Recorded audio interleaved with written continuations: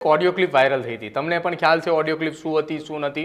અને એની પહેલા થોડા સમય પહેલા લગભગ બનેલી ઘટના અમરેલીના પાયલ ગોટી કેસને સમય વખતે આ બે કેસમાં સતત કૌશિક વેકરિયાનું નામ ચર્ચાઈ રહ્યું હતું અને સતત કૌશિક વેકરિયાના નામનો ઉલ્લેખ એક તરફ પાયલ ગોટી કેસની અંદર વિરોધ પક્ષે કૌશિક વેકરિયાના નામે માછલા ધોવાની શરૂઆત કરી હતી, તેના ઉપર આરોપ લગાવવામાં આવ્યા હતા. સત્ય હકીકત જે કંઈ પણ હોય એ પોલીસ તપાસનો વિષય છે અને પોલીસે સી સમરી એની અંદર ભરી. ત્યારબાદ એક ઓડિયો ક્લિપ વાયરલ થઈ. એ ઓડિયો ક્લિપની અંદર પણ કૌશિક વેકરિયાના નામે સવાલ ઊભા થયા. આ તમામની વચ્ચે એ તમામની સામે ફાઇટ કર્યા બાદ આ સ્ટેજ ઉપર પહોંચવું કદાચિત અમરેલીની રાજનીતિની અંદર પહેલી ઘટના હશે. આ પણ એટલે પ્રદીપભાઈ, કૌશિકભાઈ પોતે ઓડિયો જે પાટીલ સાહેબ વાળી ઓડિયો હતી એમાં એમને સ્વીકાર્યું છે કે બહુ મોટા લોકો મારા દુશ્મન છે.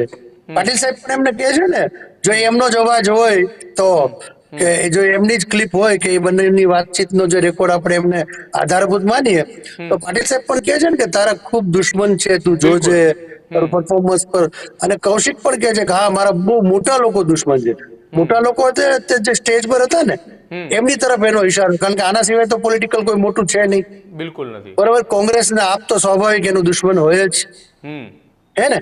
તો એને એમ કીધું બહુ મોટા લોકો અમારા દુશ્મન છે. તો ઇનસાઇડ બીજેપી, ભાજપની અંદર જ એના. અને પાયલ ગોટી કાંડ થયું અને બે ઘટના પછી કૌશિક વેકરિયાના જે વિરોધીઓ છે, તથાકથિત રાજકીય વિરોધીઓ, એમને બહુ ઉત્સાહ હતો કે આવો કૌશિકનું પૂરું થઈ ગયું, હવે નહીં આવે. એક ગ્રુપ તો એવું હતું કે કૌશિકની સામે કોને લડાવવા જોઈએ જેથી, પણ એ બધા જ ઉપર મંત્રીમંડળનું વિસ્તરણ થયું અને પાણી ફરી ગયું. હું માનું છું કે મારું એવું માનવું છે કે કૌશિકભાઈને CR પાટીલ સાહેબનો મજબૂત ટેકો છે. એના કારણે હર્ષભાઈ પણ એમના બહુ નજીકના છે.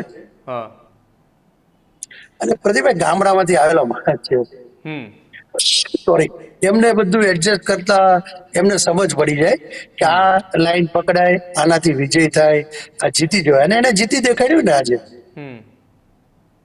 કામ કરે. તમે એમનું ગામ જોયું છે પ્રદીપભાઈ? એક વચ્ચે એક વાત કહું, તમે પ્રદીપ, તમે કૌશિક વેકરિયાનું ગામ જોજો.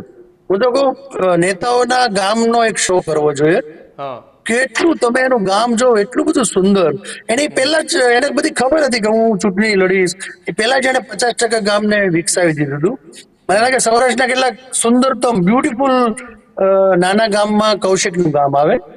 અચ્છા, એટલે જ પરસોત્તમ રૂપાલાએ મંચ ઉપરથી બોલ્યા હતા કે ચલાલાથી શરૂ થયેલી યાત્રા ઈશ્વરિયા પહોંચી અને ઈશ્વરિયાથી દેવરાજિયા પહોંચી. એટલે રૂપાલા સાહેબ એમનું ગામ બહુ સુંદર બનાવ્યું છે. અને એવી જ રીતે કૌશિકે